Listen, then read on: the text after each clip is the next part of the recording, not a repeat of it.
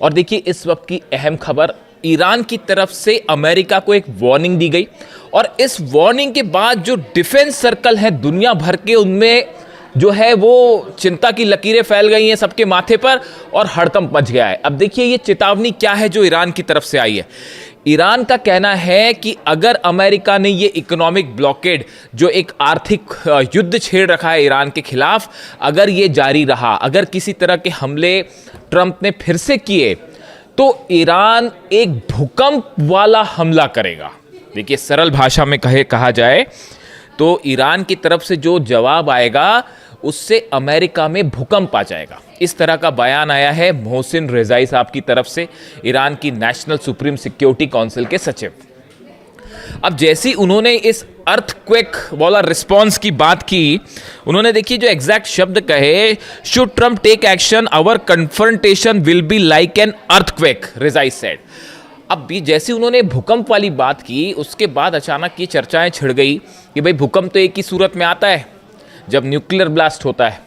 तो इसको क्या ईरान की तरफ से अमेरिका को एक न्यूक्लियर वार्निंग माना जाए? इस तरह के सवाल उठ पड़े और जितने डिफेंस एक्सपर्ट हैं वो इस बात की चर्चा करने लगे कि क्या ईरान कोई बहुत बड़ा अनाउंसमेंट करने जा रहा है, क्या ईरान ने न्यूक्लियर बम बना लिया है, क्या ईरान न्यूक्लियर बम बनाने के बेहद करीब है, ईरान में जो डिफेंस पॉलिसी है क्या वो बदल जाएगी और डोनाल्ड ट्रंप को ये जवाब दिया जाएगा न्यूक्लियर टेस्ट करके। इस तरह के तमाम डिबेट्स जो हैं वो सुरक्षा विशेषज्ञों के बीच छिड़ गए। अब देखिए हालात क्या है फिलहाल। हालात ये है कि पिछले 2-3 दिन के आप बयान देखें तो अमेरिका के फाइनेंस मिनिस्टर स्कॉट बेसेंट की तरफ से बड़ी साफ साफ वार्निंग दी गई है कि या तो आप ईरान के साथ खड़े हैं या हमारे साथ खड़े हैं। उन्होंने ये दुनिया के तमाम देशों को साफ साफ कह दिया है कि either you are with them और विद अस, या तो आप अमेरिका के साथ हैं और या फिर आप जो है ईरान के साथ हैं। अब इन हालात में ईरान ने इसका उसी अंदाज में जवाब दिया और जवाब दिया मोहसिन रेजाई साहब ने, जो ईरान की नेशनल सुप्रीम सिक्योरिटी काउंसिल के सचिव बनाए गए हैं। और उसके बाद से ईरान एक बेहद एग्रेसिव मोड में है। और देखिए उनकी तरफ से क्या कहा गया। उन्होंने कहा जितने अरब देश, खास तौर पर जो अरब देश अगर अमेरिका की मदद करते हैं इस इकोनॉमिक ब्लॉकेड में, जो आर्थिक प्रतिबंध लगाए जा रहे हैं, ईरान का जो है इंपोर्ट एक्सपोर्ट रोकने की कोशिश है पूरी तरह से, अगर अरब देश इसमें मदद करते हैं अमेरिका की, तो जो जो देश अमेरिका की मदद करेगा वो सब के सब ईरान की मिसाइलों के निशाने पर होगा। यानी जिस भाषा का इस्तेमाल अमेरिका के फाइनेंस मिनिस्टर ने किया, उसी अंदाज में मोहसिन रेजाई साहब ने जो है वो जवाब दिया है। We declare to all countries do not join the economic war waged by the United States। उन्होंने सीधा सीधा कहा टेलीविजन पे ईरान के कि हम सबसे अपील करते हैं कि अमेरिका जो आर्थिक युद्ध लड़ रहा है इसमें अमेरिका के साथ ना जुड़ें। Any country participating in the imposition of economic restrictions against us is considered an enemy. जो ईरान के खिलाफ इस आर्थिक युद्ध में शामिल होगा वो हमारा दुश्मन कहलाएगा। So far we have only targeted military bases, but if they want to impose economic sanctions on us, the United States has oil economic companies around Iran and elsewhere and we will strike them। देखिए सीधी चेतावनी है America को भी और अरब देशों को भी कि अगर आपने हमारे आर्थिक हितों को नुकसान पहुंचाया, हमारे खिलाफ इकोनॉमिक वॉर को आगे बढ़ाया, तो जितने अरब देश हैं वहां जितनी इकोनॉमिक कंपनियां, इकोनॉमिक फर्म्स हैं, यानी कि जो आर्थिक जितने इंस्टीट्यूशंस हैं अरब देशों में, तमाम प्राइवेट फर्म्स हैं अमेरिका की, उन सबको निशाना बनाया जाएगा। देखिए ये पहले भी हो चुका है। ईरान पहले भी जो है अमेज़न के ऑफिस पर हमला कर चुका है। इस तरह से अगर ये आर्थिक वॉर आगे बढ़ता है, इकोनॉमिक वॉर आगे बढ़ता है, तो अमेरिका के भी आर्थिक हित सुरक्षित नहीं रहेंगे और अमेरिकन कंपनी को निशाना बनाया जाएगा। बात नंबर 1। बात नंबर 2, उन्होंने कहा कि जितने ऑयल स्टेशंस हैं या ऑयल रिफाइनरीज हैं जो कि अमेरिका से जुड़ी हुई हैं अरब देशों की, वो सब के सब निशाने पर होगी। यानी आर्थिक जंग का जवाब आर्थिक जंग से दिया जाएगा और इसकी बाकायदा तैयारी भी कर ली है ईरान ने।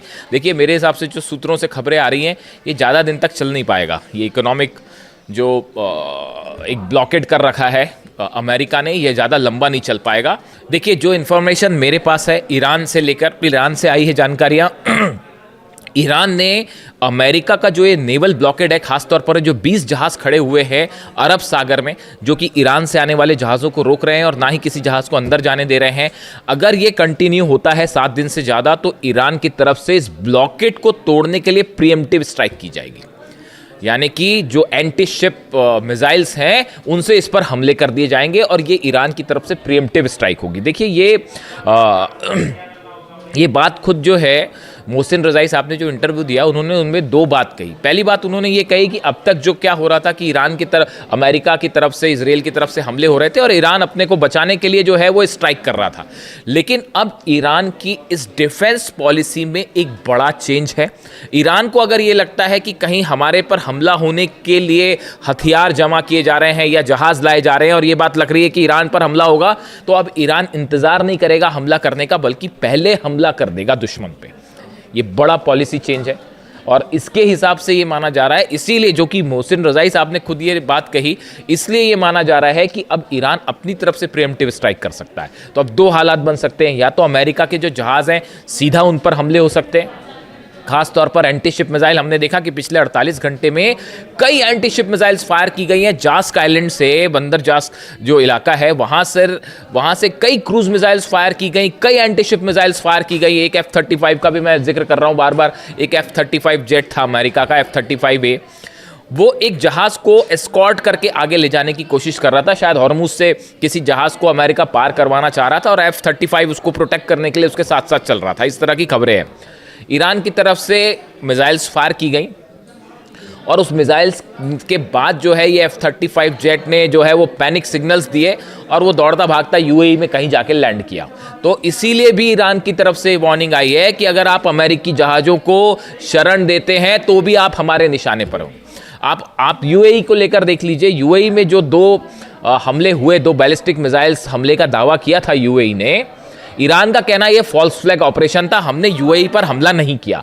तो क्या ये इजराइल की तरफ से हमला किया गया था? और देखिए वो हमला हुआ, उसके चंद एकाध घंटे के अंदर ही यूएई की तरफ से बयान आ गया कि साहब जो है हम ईरान के साथ अपने आर्थिक संबंध तोड़ रहे हैं और हम कोई अब आर्थिक व्यापार नहीं करेंगे ईरान के साथ। ईरान ने यही सवाल उठाए कि क्या यूएई पहले से इस बात के लिए तैयार था, ये पहले से फैसला हो चुका था वॉशिंगटन में कि यूएई प्रतिबंध लगाए, ईरान के साथ जो है आर्थिक रिश्ते तोड़ ले? ये क्या अमेरिका के दबाव में हुआ है?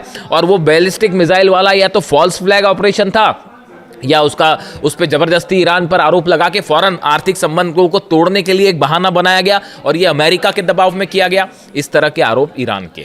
इसीलिए ईरान ने ये बात कही कि अगर आप इस इकोनॉमिक ब्लॉकेट को में शामिल होते हैं अमेरिका के साथ तो आप हमारे निशाने पर होंगे। और ये वार्निंग यूएई के लिए भी है खास तौर पर।